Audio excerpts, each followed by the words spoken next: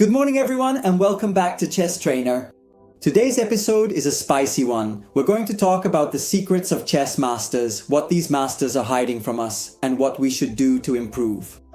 Let's get started right away, but first, let me answer the question you're about to ask.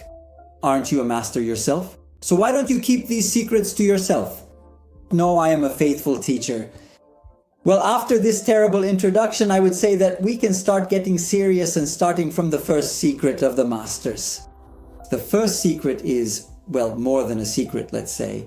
There are so many courses that I see done this way. I see entire academic years led by masters where they show you every possible and imaginable opening. And they tell you that to improve at chess, knowing as many patterns and openings as possible is something very important.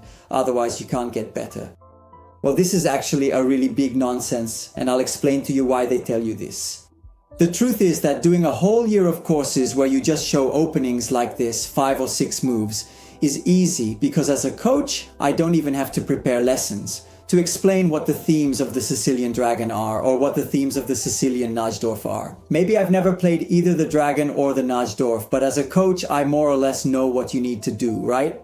And so, like this, I could do a whole year of lessons without explaining, without having to prepare anything. I just go and explain 2 or 3 things I know. What is the ideal approach to openings? So at this point, let's say it as well. The ideal approach, especially when we've just started, but even later on, be careful. The ideal approach is to choose a variation, study it in depth, and play it for a certain period of time. I'm not saying that it's wrong to play multiple openings, but it's important to pick one opening, do it well, stick with that opening so that we're really learning that system, we're really learning the ideas behind that opening. But if I study practically 250 openings, at the end of the day I'll know that c5 with g6 is the Dragon, c5 with a6 is the Najdorf, I'll know them all. I'll be the top of the class, one of those people who always raises their hand. I know it. But in reality, I won't actually know how to play any of them, not a single one well. I can tell you from my experience as an instructor and actually also as a player, in fact, instead of talking about others, I'll talk about my own career. I actually started playing chess later than all my other peers. I started at 10 years old, while my peers started more or less at 5 or 6 years old. Well, after 3 months, at 10 years and 3 months old, I was basically stronger than all my peers. Why? Because in those 5 years, basically my peers had studied all sorts of things. They had made a mess of so many different things. And so they all acted like know-it-alls, telling me that 4g6 was the modern defense. I didn't have the slightest idea.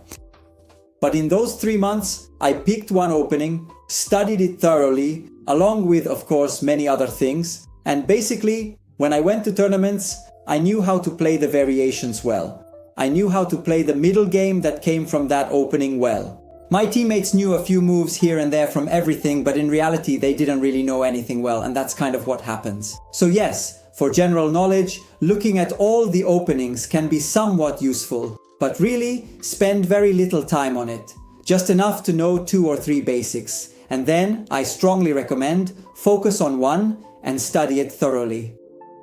Okay, let's move on to the second secret. The second secret concerns endgames, and I'm convinced that my instructors from when I was younger might scold me for this statement. Because 20 years ago, when I started playing chess, what was constantly repeated was that the endgame was the most important aspect of the game and had to be studied thoroughly. So, look, I don't want to say that this idea is wrong, but it's no longer up to date because the discipline has evolved in such a way that today we have so many tools for openings, for tactical training, the middle game and so on, that essentially the end game has lost a bit of its importance. That is, to move up a level, it's more important to have a solid grasp of the initial approach, so the opening, tactics, and the early middle game. Now, of course, I'm not saying you shouldn't study endgames, be careful, endgames are important, but in terms of priority, it's good to know that they're not as crucial as they used to be. And of course, if you want to become well-rounded players, masters, it's only natural that you also need to know endgames well. But for a beginner level, knowing the basic endgames is probably more than enough. After that, I would dedicate my time to tactics and openings. In my opinion, that gives you much more at the beginning.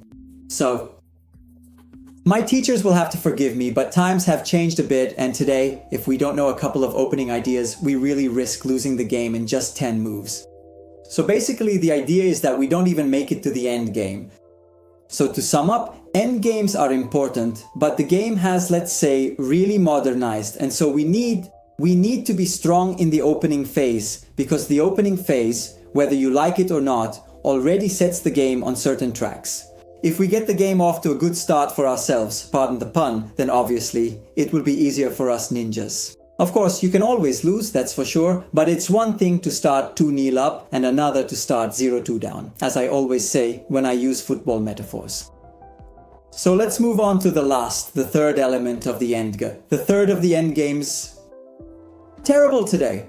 Sorry, on to the third secret that the masters don't tell us. And here too, let's offer a small rebuttal to the saying, play as much as possible, you'll improve. Okay, in my opinion, rather than refuting it, this statement needs to be corrected. Because it's true that playing as much as possible gives us experience. It helps us mature from this point of view. The problem is that nowadays this idea of playing as much as possible, well, let's say it's mostly understood as playing online. So basically we're encouraged to play as many online games as possible. In reality, this doesn't help us improve much, because live games, in my opinion, help us improve more, since there's an emotional component that we develop during live matches. So when we make a mistake, it's more likely that the mistake will stick with us and help us improve. Because it's a live game, you have your opponent right in front of you and so on. In an online game, let's say, in my opinion, playing online is almost useless except for the purpose of trying out some openings, okay? I go online and try to see if I've studied that opening well, if I can more or less get the positions I've studied. Other than that, I'm not really convinced that playing online or playing as much as possible online actually helps us improve. In my opinion, when it comes to online, it's important to do tactical training, for example. We can do those online just fine, and they really give us a lot.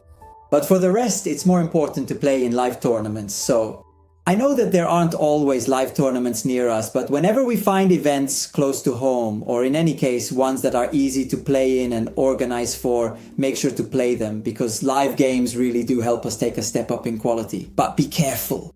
You only make that leap in quality if you combine this live practice with study. If you just play and nothing else, you'll never improve. Or rather, maybe at the very first levels, yes, you'll get some practice, you'll leave fewer pieces hanging, but that's just the beginning, okay? Generally, after you get past this first stage where you leave pieces hanging, spoiler, you'll still do it even when you're a master, but hopefully a bit less. Let's say after this first level, studying becomes important. That is, those who study really make giant leaps in their progress, while those who just play without studying basically won't see much improvement. Well guys, so these were the 3 secrets I wanted to share with you today. Some teaching approaches that, in my opinion, don't really work. I've also suggested some corrections in case you find yourselves taking courses where you might be specializing too much in openings without actually mastering any, or where you're made to do too many endgames and end up neglecting tactics, which nowadays might actually be much more important. Please guys, I didn't say you shouldn't study endgames, okay? You still need to study them, but let's say, compared to many years ago, they're probably a bit less important now, because at every level, the first goal is really to survive the opening. Alright guys, thanks again for watching this video today. As always, I invite you to subscribe to the channel to support the content, and as usual, I'll be waiting for you down below in the comments. See you in the next videos.